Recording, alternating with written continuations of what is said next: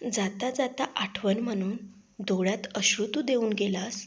माझ्या मनाला माझ्यापासूनच परक करून गेलास. रुसले हे मन माझे माझ्याशी आज बोलत नाही. तू न माझा राहिलास हे त्या वेळाला पटत नाही. कितीही समजावले तरी माझे तो मानतच नाही. तुझ्याच विचारात राहते, माझे दुःख त्याला कळतच नाही. वेळ हे मन माझे तुझी वाट पाहणं सोडत नाही. तू परत कधीच येणार नाही. कदाचित त्याच्या मनालाही हे पटत नाही. असाच काहीसा गोंधळ नूतनच्या मनात सुरू होता. रात्री सामानाची भराभर करता करता ती संदेश आणि तिच्या जुन्या आठवणी पुन्हा पुन्हा स्मरत होती. एकीकडे जुन्या आठवणीचा प्रवाह आणि दुसरीकडे डोळ्यातून वाहणारा अश्रूचा प्रवाह. दोन्हींना थांबवणं आज तिला शक्य नव्हतं. जणू काही आजच एकदाचं खूप मन भरून रडून घ्यायचं आणि उद्यापासून त्या सगळ्या जुन्या आठवणींना कायमचं कुठेतरी मनाच्या कोपऱ्यात बंदिस्त करून संदेशपासून कायमचं दूर निघून जायचं. दुसऱ्या दिवशी शेवटी तिची उरली सुरली आवराआवर करू लागली. तिने आपले डोळे पुसले आणि ती आपली बॅग घेऊन बाहेर आली. तिचे आई बाबा, भाऊ सगळेजण हॉलमध्ये तिची वाट बघत बसले होते. नूतन बाहेर येताच तिची आई आपल्या जागेवरून उठली आणि तिच्या डोक्यावरून हात फिरवत म्हणाली, बाळा, सांभाळून जा गं. एकटीच जातेस ना? मी आशाला सांगून ठेवलंय. ती येईल तिकडे स्टेशनवर तुला घ्यायला. आणि आईच्या डोळ्यात पाणी आलं. कारण 2च दिवसापूर्वी नूतनने असा निर्णय घेतला होता की ती कोल्हापूरला तिच्या ताईकडे जाणार आहे आणि तिथेच ती आपलं उरलेलं शिक्षण पूर्ण करणार होती. तिच्या आशाताईला जेव्हा ही गोष्ट कळली तेव्हा तिला खूप आनंद झाला होता. तिने तर आईबाबांना हेही सांगून टाकलं की जमलंच तर एक छानसा मुलगा बघून कोल्हापूरलाच नूतनचं लग्न पक्क करून तिचं लग्न लावून देणार आहे. पण बिचाऱ्या नूतनला फक्त आणि फक्त संदेशपासून दूर जायचं होतं. खूप दूर. पण खरंच ती दूर जाणार होती? शेवटी नूतन घराबाहेर पडली. तिचे बाबा आणि भाऊ तिला स्टेशनवर सोडायला येणार होते. जाता जाता एकवार तिने मागे वळून दारात उभी असलेल्या आणि डोळ्यात अश्रू असलेल्या आईकडे पाहिले. तिलाही रडू येत होते. पण कसंबसं स्वतःला सावरत तिने आईला हात दाखवला आणि पुढे निघाली. ती कायमचीच परत कधीही न येण्यासाठी. ट्रेनमध्ये बसल्यानंतर वेळ होताच ट्रेन सुरू झाली. तिने स्टेशनवर उभ्या असलेल्या आपल्या बाबांना व भावांना हात दाखवून त्यांचा निरोप घेतला. नंतर ती पुन्हा आपल्या जागेवर येऊन बसली. खिडकीबाहेर पाहता पाहता तिच्या मनात विचार आले की खरंच तिचे आईबाबा किती प्रेम करतात तिच्यावर. जणू त्यांचं आयुष्याचं तिच्यावर प्रेम करण्यासाठी बनले. आणि तिचं काय? तिने मात्र एका अशा मुलावर प्रेम केलं ज्याच्यासाठी ती म्हणजे केवळ गृहीत धरण्याची वस्तूच होती.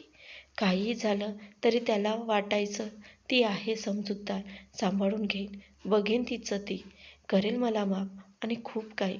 मग अचानक तिला तो काळा दिवस आठवला, ज्या दिवशी ती या प्रेमासारख्या मोठ्या गैरसमजातून बाहेर आली होती आणि क्षणात तिचं आयुष्य अस्ताव्यस्त झालं होतं. तिची स्वप्नच राहिली होती. त्या दिवशी नूतन काहीशी जास्तच गोंधळलेली आणि चिंतेत दिसत होती आणि सारखी सारखी आपल्या मोबाईलकडे आतुरतेने पाहत होती. वारंवार तिच्या चेहऱ्यावरचे भाव बदलत होते. उत्सुकता, भीती, दुःख, सारं काही एखादा ऋतू बदलावा तसे तिच्या चेहऱ्यावरचे भाव बदलत होते. काही वेळाने शेवटी एकदाचा तिचा मोबाईल वाजलाच. तिने पटकन तो कॉल उचलला. समोर संदेश बोलत होता. नूतन, संदेश, काय झालं रे? तुझे आईबाबा काय म्हणाले रे? त्यांना माझा फोटो दाखवलास का? त्यांना मी आवडले का? आपलं रिलेशन त्यांनी मान्य केलं का? संदेश, नाही नूतन, त्यांनी नकार दिला आहे आपल्या लग्नाला. मी त्यांना खूप कन्व्हिन्स केलं पण ते काहीच ऐकायला तयार नव्हते. त्यांनी हे रिलेशन इथेच थांबवायला सांगितलं. I am really very sorry Nutan. Please Nutan, आपल्याला हे नातं इथेच थांबवायला हवं. मी माझ्या आईवडिलांच्या विरोधात नाही गं जाऊ शकत. आणि त्यांचं बोलणं नूतन शांतपणे ऐकत होती आणि मध्येच तिने संदेशचं बोलणं पूर्ण व्हायच्या आतच कॉल कट केला आणि एकदम ती रडू लागली. खूप रडली होती ती. आपल्या आईच्या कुशीत शिरून तिला खूप रडावंसं वाटत होतं. सर्व काही तिला सांगावं असं वाटत होतं पण ती कुणालाच काही सांगू शकत नव्हती. तिच्या प्रेमाला सर्वांनी स्वीकारलं असतं. त्यांच्या तिसऱ्याच दिवशीच तिने कोल्हापूरला आपल्या मोठ्या ताईकडे जाण्याचा निर्णय घेतला होता. तेही कायमचं. किमान दुसऱ्या मुलाशी तिचं लग्न होईपर्यंत तरी. कारण आता तिचं लग्न कुणाशीही होणार आहे. तिला तो आवडेल का या सगळ्यांशी तिला काही घेणं देणंच नव्हतं. ती कोल्हापूरला पोहोचली. तिची आशाताई आणि तिचे भाऊजी तिला स्टेशनवर घ्यायला आले होते. स्टेशनवर उतरल्यानंतर चेहऱ्यावर उसणं हसू आणत तिने ताईला मिठी मारली. मग तिघेही घरी निघाले. बरेच दिवस लागले नूतनला तिथे रुळायला, पण संध्येच्या आठवणी काही तिची पाठ सोडायला तयार नव्हत्या. नेहमी ती एकटीच बसून असायची, कुठेतरी हरवल्यासारखी शून्यात पाहायची. तिच्या ताईच्या नजरेतून मात्र ही गोष्ट सुटली नव्हती. एक दिवस घरात कुणीही नसताना तिच्या ताईने तिला विचारले की नूतन बाळा, काय झालंय तुला?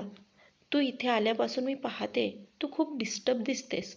काही प्रॉब्लेम आहे का? असेल तर सांग मला प्लीज. आशा नूतनची सर्वात लाडकी मोठी बहीण होती.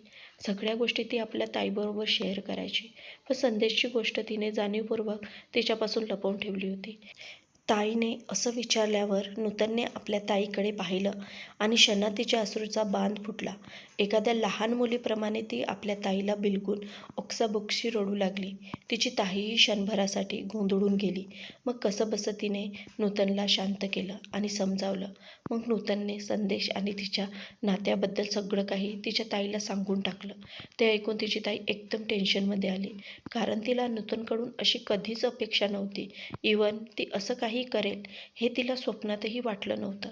पण हा प्रसंग पाहता ही वेळ तिला ओरडायची नसून तिला मानसिक आधार देण्याची आहे हे तिला चांगलंच कळत होतं. मग तिने नूतनला विचारलं, मग आता पुढे तू काय करायचं ठरवलंस?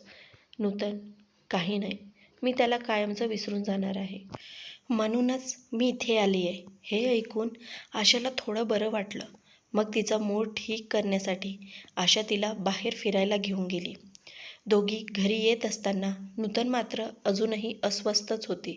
अजूनही ती संदेशच्या आठवणीतून बाहेर पडली नव्हती आणि त्यामुळे चालता चालता गाड्याच्या गर्दीत ती कधी आशापासून वेगळी झाली तिला कळलेच नाही. काही वेळानंतर रस्त्यावर कचकुचून ब्रेक दाबण्याचा मोठा आवाज आला आणि सगळ्या गाड्या जागच्या जागी थांबल्या. तिथे लोकांचा एकच आरडाओरडा सुरू झाला. त्याच गर्दीतून आशा वाट काढत पुढे आली आणि तिने समोर जे काही पाहिले ते पाहून जागच्या जागीच ती मटकन खाली बसली. समोर तिची लाडकी लहान बहीण नूतन रक्ताच्या धारोड्यात बेशुद्ध होऊन पडली होती. तिच्या आजूबाजूला रक्ताचा सडा पडला होता. प्रसंगावधान राखत काही जणांनी नूतनला उचलून एका गाडीत ठेवलं आणि आशाही रडत रडत त्याच गाडीत बसून हॉस्पिटलला निघून गेली. 2 महिन्यानंतर नूतनला नकार दिल्यानंतर संदेशही फारसा आनंदी राहिला नव्हता. त्यालाही तिची खूप आठवण यायची. तिने दिलेले गुलाबाचे फूल, त्याच्या वाढदिवसानिमित्त आपल्या पॉकेट मनीमधून तिने त्याच्यासाठी घेतलेला त्याच्याच आवडीचा आकाशी रंगाचा शर्ट, सगळं काही त्याने जपून ठेवलं होतं. पण नेहमीप्रमाणेच त्याने पुन्हा तिला गृहीत धरलं की हळूहळू ती स्वतःला यातून सावरेल. शेवटी तोही आपल्या आईवडिलांपुढे मजबूर झाला होता. पण एक दिवस त्यानेच नूतनला शब्द दिला होता की तो काहीही झालं तरी तो लग्न करील तर फक्त तिच्याशीच. वाटल्यास त्याचे आईवडीलही त्यांच्या विरोधात का जाईनात. आणि तोच ऐनवेळी स्वतःच्या शब्दापासून फिरला होता. ते सगळं आठवून काही क्षणासाठी का होईना पण त्याच्याही डोळ्याच्या कळ्या पाणावल्या होत्या. त्याला अजूनही नूतनची फार आठवण येत होती. शेवटी म्हणतात ना की एखादी व्यक्ती जेव्हा आपल्याबरोबर असते तेव्हा आपल्याला तिची कदर नसते, पण जेव्हा तीच व्यक्ती आपल्यापासून दूर होते तेव्हा त्या व्यक्तीची किंमत आपल्याला कळते आणि तिला भेटण्यासाठी आपलं मन अस्वस्थ. संदेशच्या मनाचीही अशीच काहीशी अवस्था झाली होती. पण तो हे ठरवू शकत नव्हता की त्याला कुणाची साथ द्यायची आहे. एकीकडे आईवडील आणि दुसरीकडे त्याची प्रिय नूतन. आणि शेवटी तो आपल्या आईवडिलांकडे झुकला. काही दिवसापूर्वी तो काही कामानिमित्त त्याच्या गावी म्हणजे रत्नागिरीला गेला होता. काम संपताच तो मुंबईला त्याच्या बाईकवरून निघाला होता. दिवस पावसाळ्याचे होते. संदेश कोल्हापूर मार्गे निघाला होता. पावसामुळे सगळीकडे हिरवागार वातावरण झालं होतं. तेवढ्यातूनही त्याला नूतनची आठवण आली होती, कारण एकदा अशाच पावसाळ्याच्या दिवसात नूतन त्याच्याबरोबर घरी पिकनिकच कारण सांगून बाहेर फिरली होती. तिला कोकण खूप आवडायचं. ती म्हणायची, अशाच निसर्गाच्या सानिध्यात आपण आपल्या दोघांचं एक सुंदर घर बनवू आपला संसार थाटायचा. नूतनचे ते शब्द आठवताच त्याला खूप वाईट वाटलं. मग एके ठिकाणी मध्येच त्याची बाईक बंद पडली. त्याने जेव्हा उतरून आसपास मदतीसाठी पाहिलं, पण कुठेही मदत मिळण्याची चिन्हे दिसेनात. राहून राहून त्याचं मन एका दिशेने ओढ घेत होतं. शेवटी तो त्या दिशेने गेला तेव्हा त्याला एक कौलारू घर दिसलं. मदतीसाठी म्हणून तो आपली बाईक घेऊन त्या घराच्या दिशेने निघाला. ती जागा त्याच्यासाठी अनोळखी होती. त्या घराजवळ येताच त्याच्या मनाला एक अनामिक हुरहुर लागून राहिली होती. घराजवळ येताच त्याने दार ठोठावले. एका मध्यम वयाच्या माणसाने दरवाजा उघडला. संदेश, माझी बाईक खराब झाली आहे. प्लीज काही मदत मिळेल का? त्या माणसाने त्याला आणि त्याच्या बाईकला नीट निरखून पाहिलं आणि म्हणाला, मदत काही करू शकत नाही हो, पण इथून जवळच एक लहान गाव आहे. कदाचित तिथे तुम्हाला मदत मिळू शकेल. आणि इतक्यात जोरात ढग गडगडू लागले. बहुतेक मोठा पाऊस येण्याची चिन्हे दिसू लागली होती. तो माणूस संदेशला म्हणाला, मला वाटते काही वेळ तुम्हाला इथे थांबायला हवं, कारण आता जोराचा पाऊस येणार आहे असं दिसतंय. संदेशलाही तसं करण्यावाचून काही पर्याय नव्हता. मग त्या घराच्या आडोशाला त्याने आपली बाईक पार्क केली आणि तो घरात गेला. आतमध्ये थोडा अंधारच होता. तो थोडा आणखी आत गेला तेव्हा त्याला त्या माणसाव्यतिरिक्त तिथे एक स्त्री आणि माणूस बसलेले दिसले. त्यांच्याबरोबरच जवळपास साधारण 22-23 वर्षाची एक तरुण मुलगीही शांतपणे बसून होती. अंधारामुळे संदेशला तिचा चेहरा नीट दिसू शकला नाही. बहुतेक ते सुद्धा आधारासाठीच तिथे थांबले असावेत असा त्यांच्याजवळील बॅगा पाहून त्याने अंदाज बांधला. मग काही वेळ असा शांततेत निघून गेला. मग हळूहळू त्यांच्यात संभाषण सुरू झालं. मग ती स्त्री उठून आपली बॅग उचलून एका कोपऱ्यात ठेवत होती. काही वेळानंतर ती मुलगी उठली आणि बाहेर जाणार तितक्यात कुठल्या तरी वस्तूला धक्का लागून ती अडखळली आणि ती पडणार इतक्यात समोर बसलेल्या संदेशने तिला सावरले. आता बाजूला असलेल्या दिव्याच्या प्रकाशात त्याला तिचा चेहरा एकदम स्पष्ट दिसू लागला. तिला पाहताच संदेश एकदम दचकलाच. त्याला आपल्या डोळ्यावर विश्वासच बसत नव्हता, कारण ती मुलगी दुसरी तिसरी कुणी नसून नूतनच होती. आज संदेश पुन्हा फिरून तिच्या प्रेमात पडला होता. काही क्षणाकरिता तो तिला पाहतच राहिला. त्या दिव्याच्या प्रकाशात ती फारच सुंदर दिसत होती. तिच्या चेहऱ्यावर केसाची एक बट फिरू लागली. तसं तिने ती बट बाजूला करत समोर पाहिलं तर संदेश तिला एकटक वेड्यासारखा भान हरपून पाहत असल्यासारखा दिसला. तिने त्याला ओळखलं, पण आजूबाजूची परिस्थिती पाहता ती जास्त रिॲक्ट झाली नाही. पण नूतनच्या चेहऱ्यावर मात्र काहीच भाव नव्हते. पण त्याला पाहताच तिच्या डोळ्यात आश्चर्य, आनंद आणि दुःख हे असे भाव तरळून गेले. संदेशलाही थोडं अवघडल्यासारखं फील झालं. मग अचानक त्याने भानावर येत आजूबाजूला पाहिले तर सर्वजण आपापल्या बोलण्यात असे काही गुंग होते जणू काहीच घडले नाही.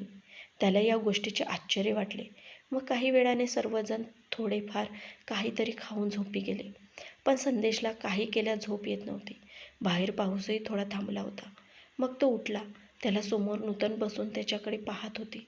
संदेशला थोडे अवघडल्यासारखे झाले. जणू नूतन नजरेनंच त्याला काही विचारत होते. त्याला तिच्याजवळ जावेसे वाटत होते. तिच्याशी बोलावेसे वाटत होते. पण नाईलाजाने उठून बाहेर छपरात जाऊन बसला. तो बाहेर येऊन बसलाच होता की त्याला आपल्या खांद्यावर एक कोमल स्पर्श जाणवला. त्याने मागे वळून पाहिले तर मागे नूतन उभी होती. तिला पाहताच त्याला फार आनंद झाला. तो उठून उभा राहिला. काही वेळ दोघेही एकमेकाच्या डोळ्यात पाहत उभे होते. दोघांच्याही डोळ्यात अश्रू उभे राहिले. मग त्याने आपल्या दोन्ही हातात तिचा चेहरा पकडला आणि तिच्या कपाळावर एक चुंबन दिले.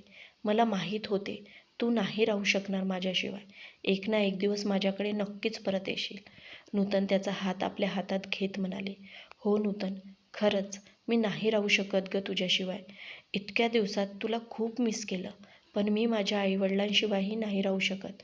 संदेश दुःखी होऊन म्हणाला, आणि म्हणूनच मी तुझ्यापासून दूर जाण्याचा निर्णय घेतला आणि कोल्हापूरला माझ्या मोठ्या ताईकडे निघून आले. तरीही मी नाही थांबवू शकले तुझ्या आठवणींना. आणि नूतन एकाएकी शांत झाली आणि शून्यात पाहू लागली. आणि काय काय नूतन, संदेशने तिला विचारले. काही नाही, पण मी खरंच आता तुझ्यापासून खूप दूर आले. नूतन डोळ्यातले अश्रू पुसत म्हणाली. म्हणजे, संदेशने विचारले. काही नाही, नूतन शांतपणे म्हणाली. मग काही वेळ दोघेही शांतपणे बसून राहिले.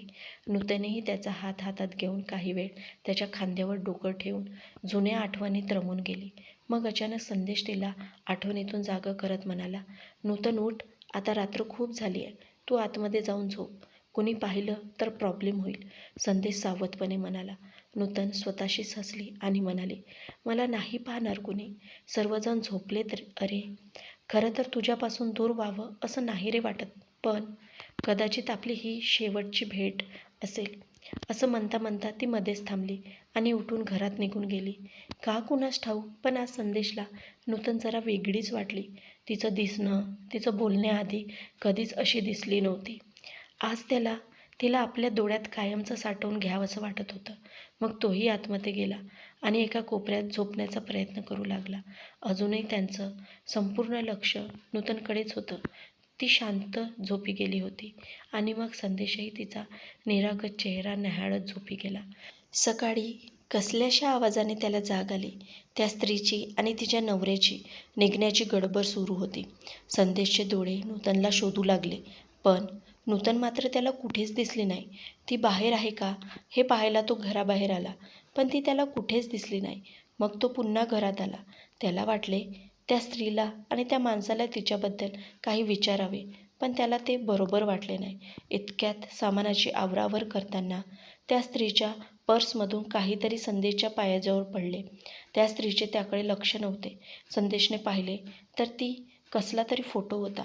त्याने तो उचलला आणि सरळ करून पाहिला तर तो त्या स्त्रीच्या आणि नूतनचा एकत्र फोटो होता.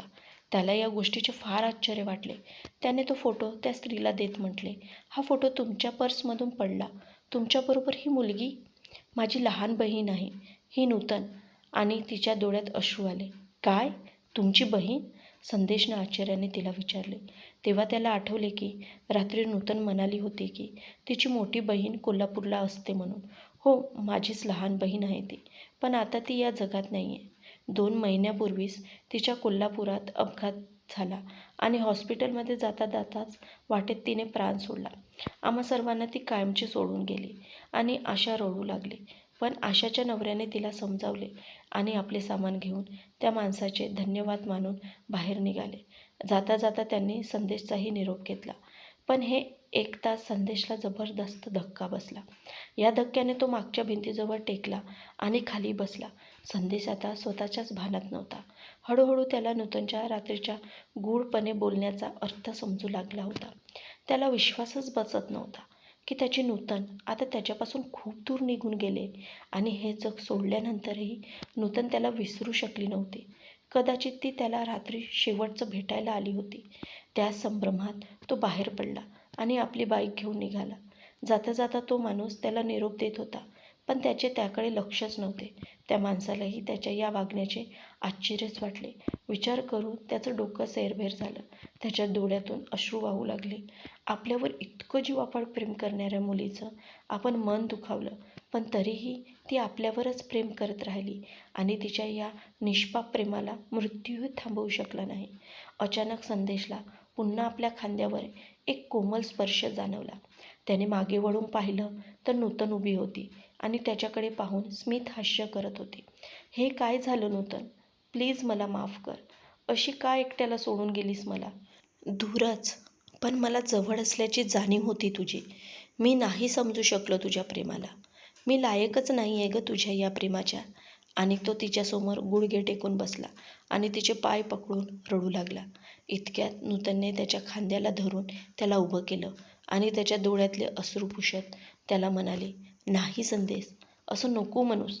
तू माझ्या प्रेमाच्या लायक आहेस की नाही हे ठरवायचा हक्क माझा आहे, तुझा नाही. पुन्हा कधीच असं म्हणू नकोस. आणि आता जे झालं त्याला आपणही नाही बदलू शकत, पण तुला माझ्या प्रेमाची मनापासून जाणीव झाली, हीच माझ्यासाठी खूप मोठी गोष्ट आहे. आता मी आनंदाने मुक्ती घ्यायला मोकळी आहे.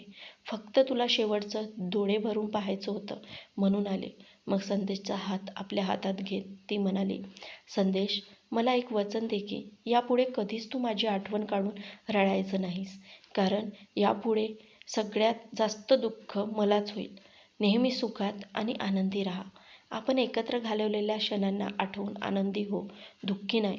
मग एक उसासा टाकत ती म्हणाली, चल आता मला हसत हसत निरोप दे. आणि हळूहळू नूतन मागे वळून निघून जाऊ लागले. संदेश अश्रूंनी भरलेल्या डोळ्यांनी आपल्या नूतनकडे पाहत राहिला आणि काही क्षणातच नूतनचं अस्तित्व हवेत विरून गेलं. मित्रांनो, तुम्हाला कथा कशी वाटली हे कमेंट्सद्वारे नक्की कळवावे. व चॅनलवर नवीन आले असाल तर आपल्या वीणा व्हॉईस मराठी स्टोरी या चॅनलला सबस्क्राईब करायला विसरू नका. आपण संपूर्ण कथा शेवटपर्यंत ऐकल्यामुळे आपले मनापासून धन्यवाद.